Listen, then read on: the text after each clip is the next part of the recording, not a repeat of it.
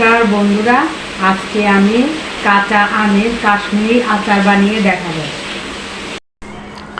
আচারের জন্য আমি প্রথমে শুকনো মরিচগুলি ভালো করে ভেজে নেব।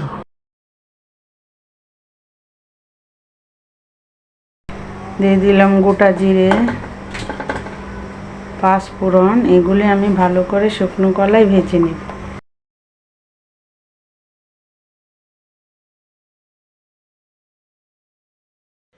দিয়ে দিব কড়াইয়ে সরিষার তেল,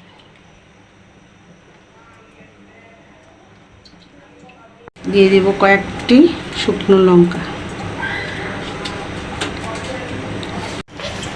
এখন দিয়ে দিব পাঁচফোড়ন। কাঁচা আমগুলি আমি এই যে ছোট ছোট করে কেটে নিয়েছি, এখন এগুলি দিয়ে দিব।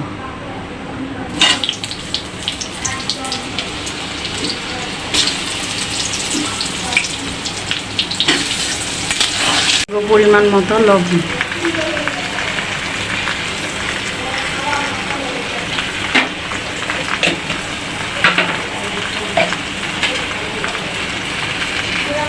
হলুদের গুঁড়া,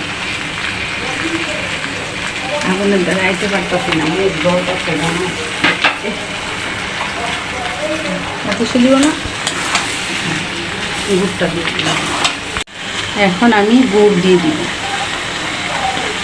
আপনারা চাইলে চিনি, গুড় যেটা ভালো লাগে সেটাই দিব। গুড় দেওয়ার পর এই যে দেখেন পানি ছাড়লো।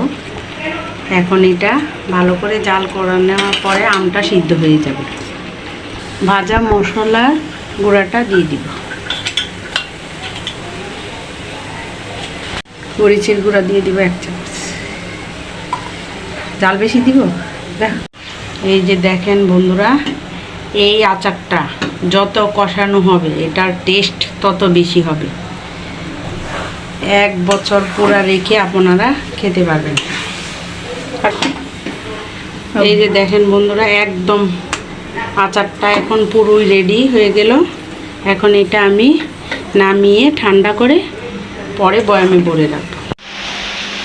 আচারটা রেডি হয়ে গেল, ঠান্ডা করে নিয়েছি। আর এখানে একটি আমি কাচের বয়াম নিয়েছি। এখন আচারটা আমি এটার মধ্যে রেখে দিব। কাচের বয়ামটা ভালো করে দিয়ে এখানে অল্প পরিমাণ সরিষার তেল দিয়ে নিয়েছি। এখন এটা আমি এটার মধ্যে রেখে দিব।